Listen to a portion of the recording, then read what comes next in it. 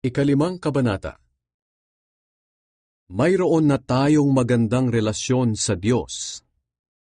Kaya ngayong itinuturing na tayong matuwid dahil sa pananampalataya natin sa ating Panginoong Hesukristo, mayroon na tayong magandang relasyon sa Diyos.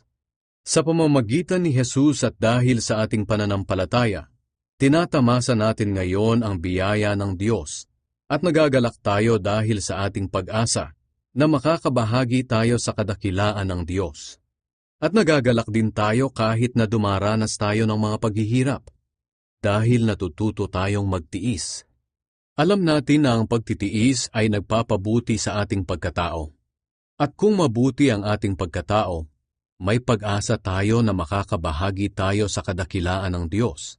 At hindi tayo mabibigo sa ating pag-asa, dahil ipinadama ng Diyos sa atin ang kanyang pagmamahal sa pamamagitan ng banal na Espiritu na ibinigay niya sa atin.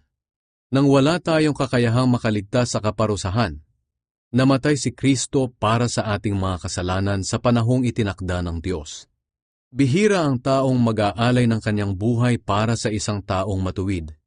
Bagamat maaaring mayroong maglakas loob na ibigay ang kanyang buhay para sa isang mabuting tao. Pero ipinakita ng Diyos sa atin ang kanyang pag-ibig sa ganitong paraan. Kahit noong tayo'y makasalanan pa, namatay si Kristo para sa atin. At ngayong itinuring na tayong matuwid sa pamamagitan ng dugo ni Kristo, tiyak na maliligtas tayo sa parusa ng Diyos dahil kay Kristo. Dati kaaway tayo ng Diyos, pero ngayon, tinanggap na niya tayong mga kaibigan sa pamamagitan ng pagkamatay ng kanyang anak. At ngayong mayroon na tayong magandang relasyon sa Diyos, tiyak na ililigtas niya tayo sa kaparusahan sa pamamagitan ng buhay ni Kristo. Hindi lang iyan, nagagalak tayo sa relasyon natin sa Diyos ngayon dahil sa ginawa ng ating Panginoong Hesukristo. Naibalik na ang magandang relasyon natin sa Diyos dahil sa Kanya. Si Adan at si Kristo. Dumating ang kasalanan sa mundo dahil sa paglabag ni Adan sa utos ng Diyos.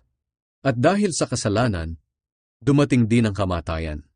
Kaya lumaganap ang kamatayan sa lahat ng tao, dahil nagkasala ang lahat. Nasa mundo na ang kasalanan bago pa man ibigay ng Diyos ang kautusan. Pero hindi pinapanagot ang mga tao sa kanilang mga kasalanan, kung wala namang kautusan. Ganoon pa man, naghari pa rin ang kamatayan mula kay Adan hanggang kay Moises. Kahit sa mga taong hindi naman nagkasala ng tulad ni Adan, na lumabag sa utos ng Diyos. Si Adan ay larawan ng Kristo na nooy inaasahang darating. Pero magkaiba ang dalawang ito. Dahil ang kaloob ng Diyos ay hindi katulad sa kasalanan ni Adan. Totoo ngang nagdala ng kamatayan sa maraming tao ang kasalanan ni Adan.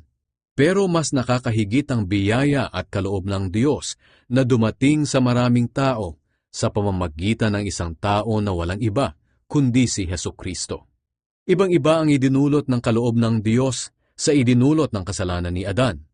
Ang kasalanan ni Adan ay nagdulot ng kaparusahan, pero ang kaloob na ibinigay ng Diyos sa kabila ng maraming kasalanan ay nagdulot ng kapatawaran. Dahil sa kasalanan ng isang tao, naghari ang kamatayan. Pero dahil sa ginawa ng isa pang tao na si Hesukristo, ang mga taong tumanggap ng masaganang biyaya at kaloob ng Diyos ay itinuring niyang matuwid.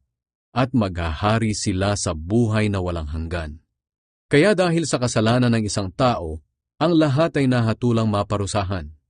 Ganoon din naman dahil sa matuwid na ginawa ng isang tao, ang lahat ay maituturing na matuwid at mabibigyan ng bagong buhay. Kung sa pagsuway ng isang tao marami ang naging makasalanan, ganoon din naman dahil sa pagsunod ng isang tao, marami ang itinuring ng Diyos na matuwid. Ibinigay ng Diyos ang kautusan para ipakita sa mga tao na marami ang kanilang pagsuway, at nadadagdagan pa nga dahil sa kautusan. Pero kung nadadagdagan ang pagsuway, higit na nadadagdagan ang biyaya ng Diyos. Kaya kung paano naghari ang kasalanan at nagdulot ng kamatayan, ganoon din naman naghahari ang biyaya ng Diyos at nagdudulot ng buhay na walang hanggan. At dahil sa ginawa ng ating Panginoong Hesukristo, itinuring tayong matuwid ng Diyos.